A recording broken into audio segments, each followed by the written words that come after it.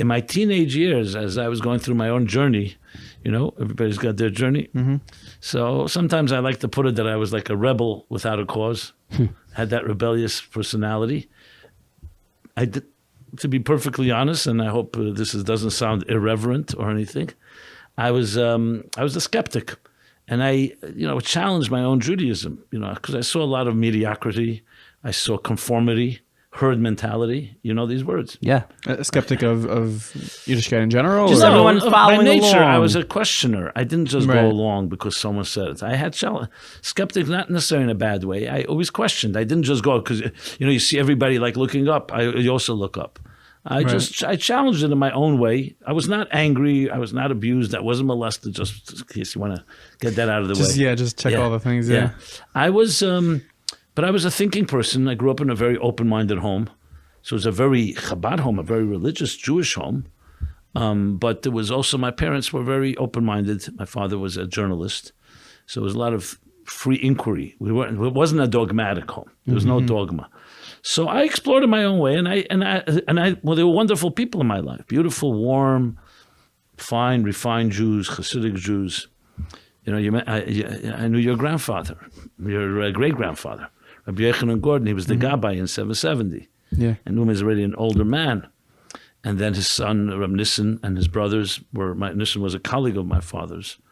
So just to pull a little connections here. I'm name dropping. Of course. But I'm going to guess. So when my 17, 18, I was challenged by the fact, I was asking myself, is Judaism some type of mind control? Like, program? Or a cult? I don't want to use that word. Okay, sorry. I don't want to insult. No. Listen, I'm not saying it is. Some people say, you're not really, you're like an anti-religious guy. And I say, yeah, but some of my best friends are religious Jews. Right. So I don't want to insult anyone. Yeah, no, I wouldn't call it a cult because I didn't see it as being destructive. Right. I don't see people jumping off a mountain or drinking cyanide. Right. But I did sometimes feel, is this something that, you can't ask questions, they're threatened by any challenge. And it took a while for me to come through that, but I'm going to make a long story short. It was ultimately the Chassidus, the Pnimius HaTorah, that's called the spirituality of Judaism, that touched me deeply. It was like music. You put on tefillin, you can do it robotically. You just put it on. You keep Shabbos, eat kosher. I did it all. I grew up with all of it, but I didn't always resonate. Like I said, okay, we're doing it. I was nothing against it, but I would wonder, is this just some type of ritual, cultural thing? Because I didn't always see that everybody that was more religious was more refined.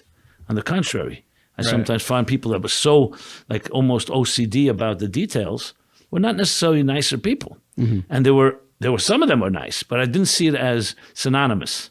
You think if someone's more religious, more Shabbos, or they check every detail on Pesach, you'd think they're also more refined.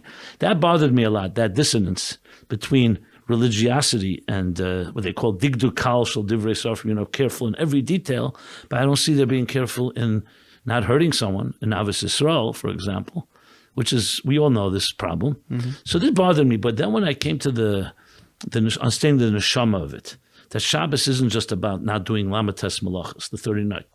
But Shabbos is about a day where introspective day, you connect to your soul, you connect to God, you connect to your purpose in life. That changed everything. Because then once you hear music, it's different. It was the music of Judaism. And then I began to appreciate Lubavitcher Rebbe. Because then I understood, till the Rebbe was talking Torah, he was talking Rashi, Zohar, Pirkei Avos, Rambam, the Rebbe's style. He was a big, great Talmud Chacham. So I appreciated his ge'inus, his scholarship, but the relevance, that was the big thing, the relevance. And then I began to realize, I remember the Rebbe giving a talk. It was a moment in my life. And he was talking about exactly what I was going through, the rebellion of young people. He was talking about the rebellion of the 60s. And the Rebbe said that people make a mistake. They think that the rebellion in a young person is dangerous because it's disruptive, it breaks rules, challenges the status quo. So it's dangerous to adults. So the Rebbe says, no, it's not dangerous. It's actually coming from the deepest part of the soul. He called it the fire of the neshama. That is very frustrated because it wants to change the world and doesn't know how. So if adults don't appreciate it, they should get out of the way. But if they appreciate it, they should help with their seasoning and maturity and experience, guide young people to create a spiritual revolution.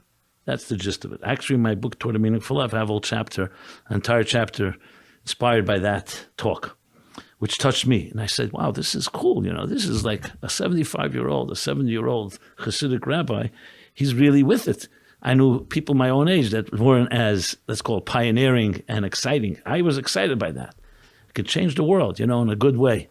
And it really touched me deeply. As a matter of fact, Matisyahu, the singer, when he wrote, he released an album called Youth. Yes. He was inspired by my chapter. We were Really? friends. Yeah. And he sat with me. He wanted to see all the sikhs, all the Rebbe's talks on youth, from where I had derived that chapter. So it touched many people.